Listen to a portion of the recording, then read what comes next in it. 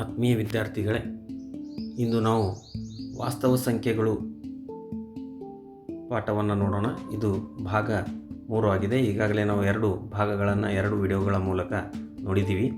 ಅದರಲ್ಲಿ ನಾವು ವಾಸ್ತವ ಸಂಖ್ಯೆಗಳಿಗೆ ಸಂಬಂಧಿಸಿದ ವ್ಯಾಖ್ಯೆಗಳಾದಂತಹ ಸಂಯುಕ್ತ ಸಂಖ್ಯೆಗಳು, ಅವಿಭಾಜ್ಯ ಸಂಖ್ಯೆಗಳು, ಅಂಕಗಣಿತದ ಮೂಲಭೂತ ಪ್ರಮೇಯ,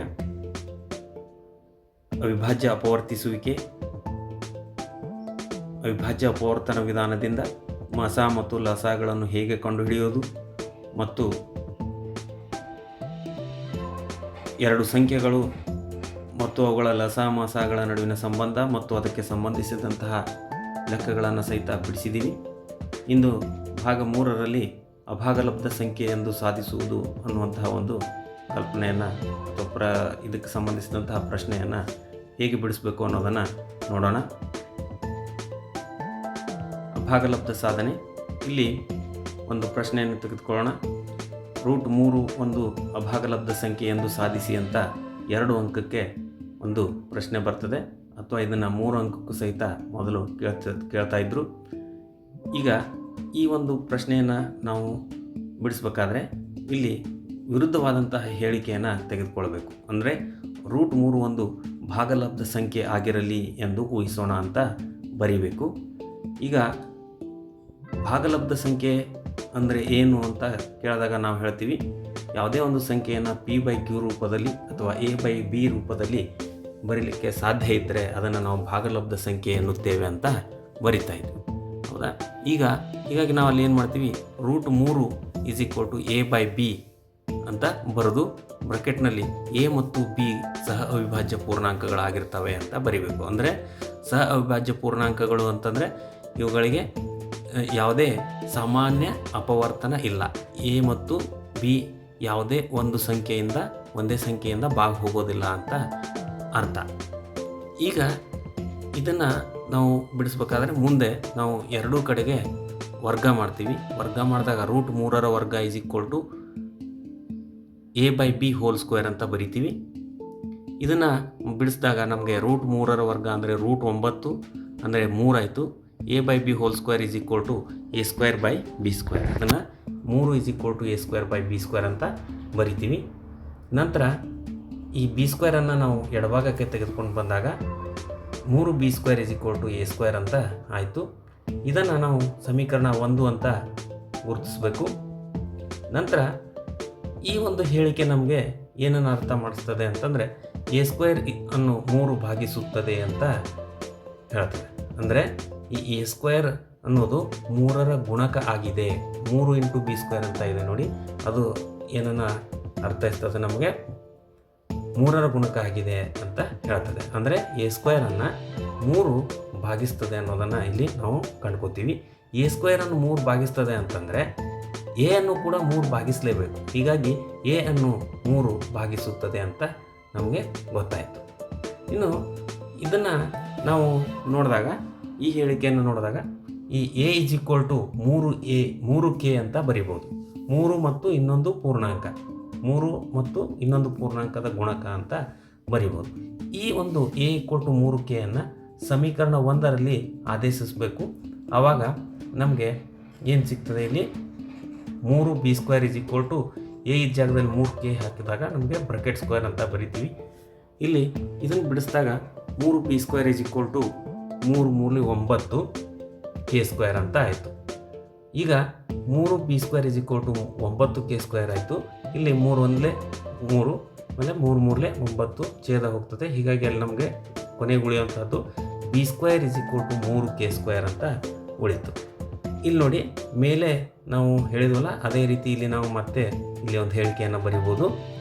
ಈ b² ಅನ್ನು 3 ಭಾಗಿಸುತ್ತದೆ ಅಂತ ಅರ್ಥ ಆಯಿತು. ಯಾಕಂದರೆ b² = 3 × ಒಂದು ಪೂರ್ಣಾಂಕ k² ಅನ್ನುವಂಥದ್ದು. ಇದರ ಅರ್ಥ 3 b² ಅನ್ನು ಭಾಗಿಸ್ತದೆ ಅಂತ. ಇದು ಈ ಹೇಳಿಕೆ b ಅನ್ನು ಕೂಡ 3 ಭಾಗಿಸುತ್ತದೆ ಅನ್ನೋದನ್ನು ನಮಗೆ ಕೊಡ್ತದೆ.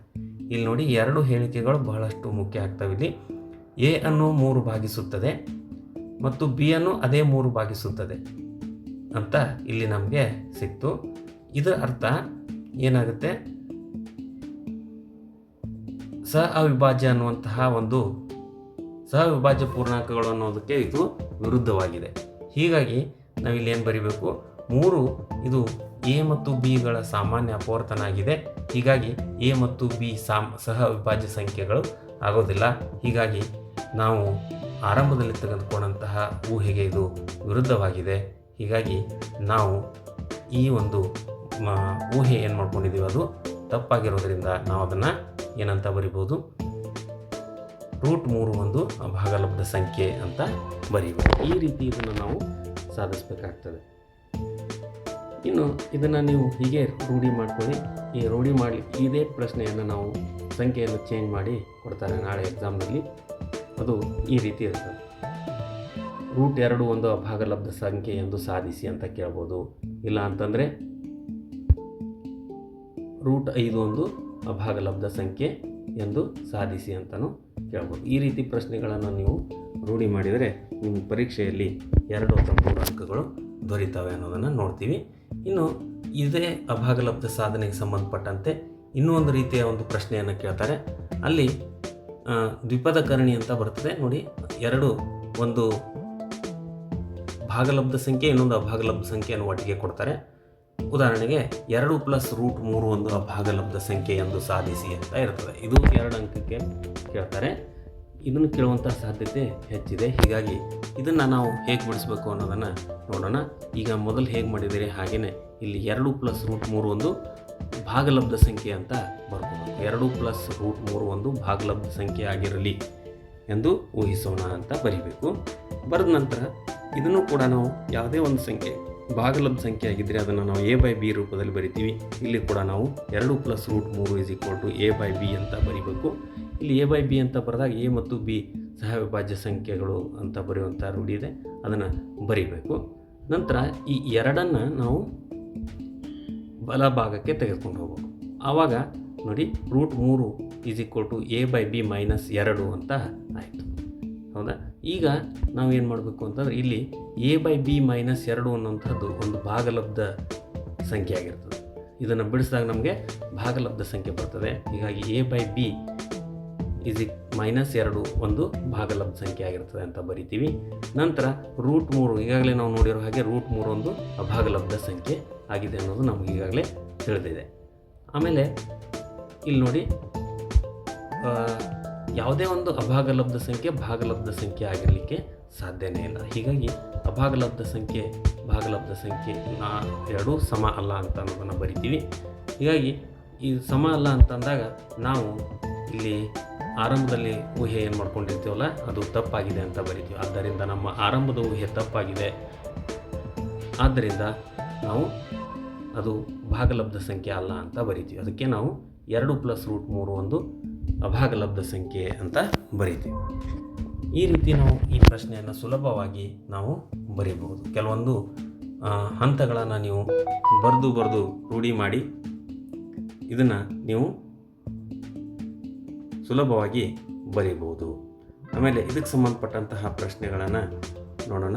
ಇದಕ್ಕೆ ನೀವು ಮನೆಯಲ್ಲಿ ಪ್ರಾಕ್ಟೀಸ್ ಮಾಡಿ. 3 + √5 ಒಂದು ಅಭಾಗಲಬ್ಧ ಸಂಖ್ಯೆ ಎಂದು ಸಾಧಿಸಿ ಮತ್ತು ಇನ್ನಿತರ LBA ಪುಸ್ತಕದಲ್ಲಿ ಬರುವಂತಹ ಪ್ರಶ್ನೆಗಳನ್ನು ಸಹಿತ ನೀವು ರೂಢಿ ಮಾಡಿಕೊಂಡ್ರೆ ನಿಮಗೆ ಎಕ್ಸಾಮ್ನಲ್ಲಿ ಅತಿ ಸುಲಭವಾಗಿ ನೀವು ಇದನ್ನು ಬಿಡಿಸ್ಬೋದು.